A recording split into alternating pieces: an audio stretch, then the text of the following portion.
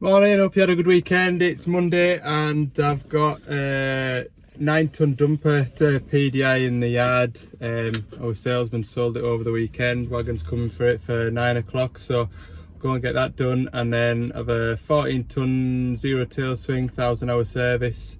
So a nice quiet little day, and hopefully after that I can get a chance to give the van a good square up. But all is well. See my subscribers, I got up to 53 on the weekend, so that is absolutely tremendous. Really pleased with that. 4 extra viewers hopefully, so that's grand. Right, we'll go and get on with this dumper.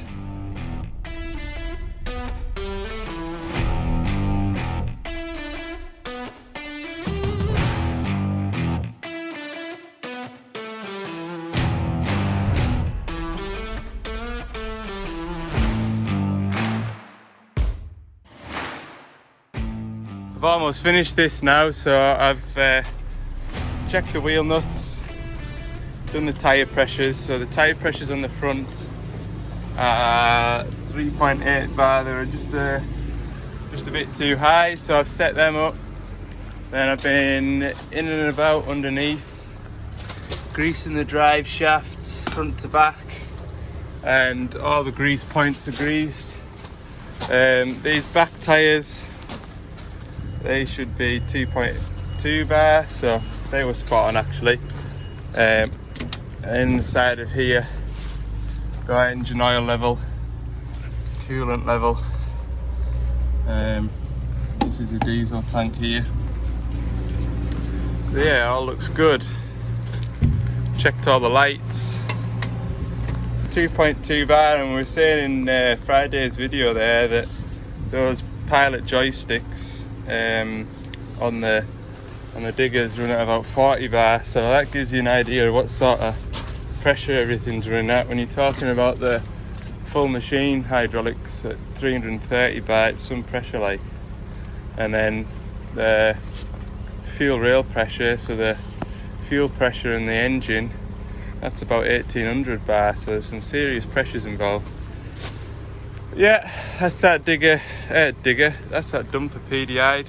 I'll show you this with the Meclac dumper. So what you have to do is sit on the seat, that turns a little screen on, and before you can start it you need to put the seat belt on, and then now you should be able to start it. But if you don't put the seat belt on first before trying to start it, it won't let you in and you have to start all over again. So you have to stand up off the seat and then sort of sit back down in it. So it's a bit of a pain, but it's all safety like. Anyway, that's it finished. We'll take it for a run up and down the yard, make sure there's no funny noises. Some diesel in it and it's good to go. That's best part of an hour. Or if the salesman's watching, that was all morning to get that sorted.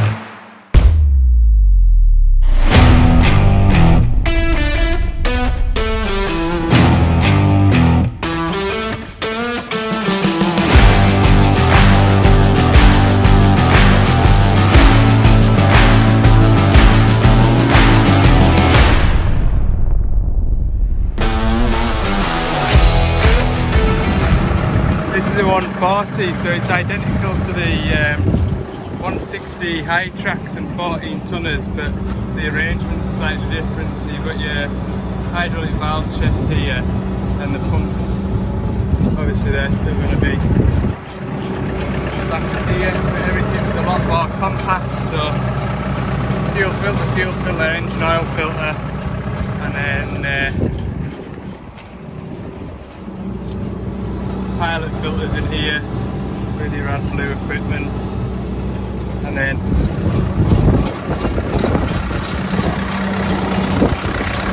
same engine and exhaust treatment in the back. So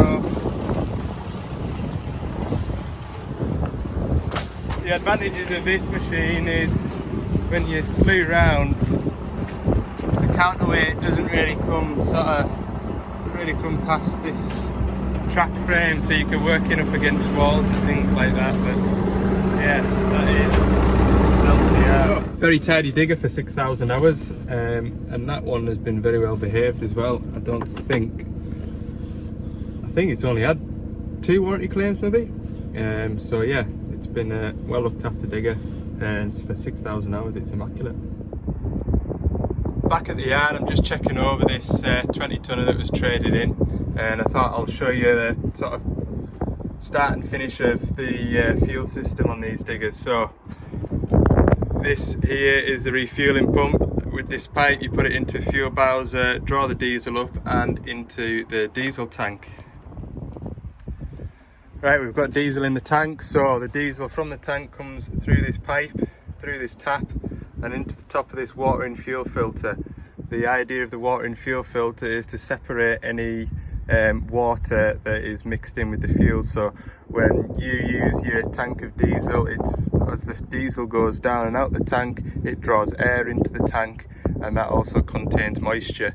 So there is a tap on the tank that you can run any water off, but you need to have the machine settled for a couple of days to let that water settle out, and then you drain it off. So this also filters the water as well as any debris and muck that might be in the tank. This pipe then goes onto the gear pump on the front of the high pressure pump, which I'll show you in a minute. So the diesel's been filtered once, it's gone through the water and fuel filter. It's then drawn through the filter by a lift pump on the front of this high pressure fuel pump. The fuel then comes out of the lift pump and into the primary fuel filter, which is there. So that's the primary fuel filter. That's a lot finer than the water and fuel filter, and comes back to the high pressure fuel pump, which is sort of this bit here. That's sort of your lift pump, that's your high pressure fuel pump, and into the fuel rail. So at full chat, this is sitting at about 1800 bar. Got a relief valve in this end, so if the fuel pressure gets too high, the relief valve comes off its seat and dumps the diesel back to the tank. This relief valve has a service life of 50 actuations, so that can come off its seat 50 times before that spring is weakened. So if that spring is weakened, then it won't hold the 1800 bar and you'll get a drop in machine performance. So that'll be replaced. At the other end of here, you've got the rail pressure sensor. So the ECU needs to know what the rail pressure sensor is. And then you've got your pipes to your injectors here. These pipes will also sit at 1800 bar and they go onto the injector. So it's the injector at the moment keeping everything closed, which is allowing the build up in pressure in here. Obviously, as the engine's running, each injector's spraying diesel. So it's gone into the injector. You've then got this plug here which has 2 wires to each injector. And the idea of that is it turns the injector on, the ECU turns the injector on in a sequence, and that allows the needle to open, which then sprays a fine mist of diesel into the cylinder.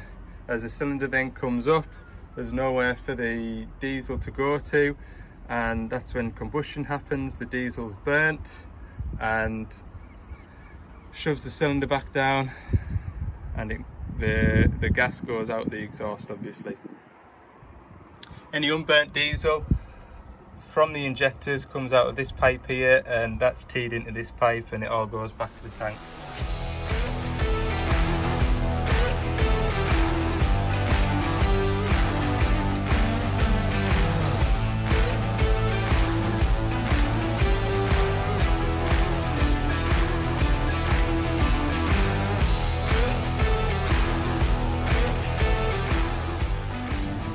Didn't actually look that bad in that time lapse, did it? But there was a lot of salt spray on it. There's a couple of rust patches sort of started to bubble up now, so try and keep the old last kind of square.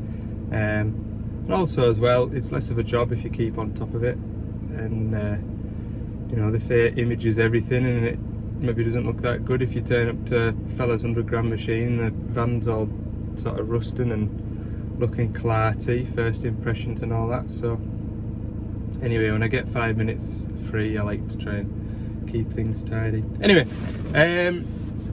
bit of a shorter video today probably, but hopefully you've enjoyed it.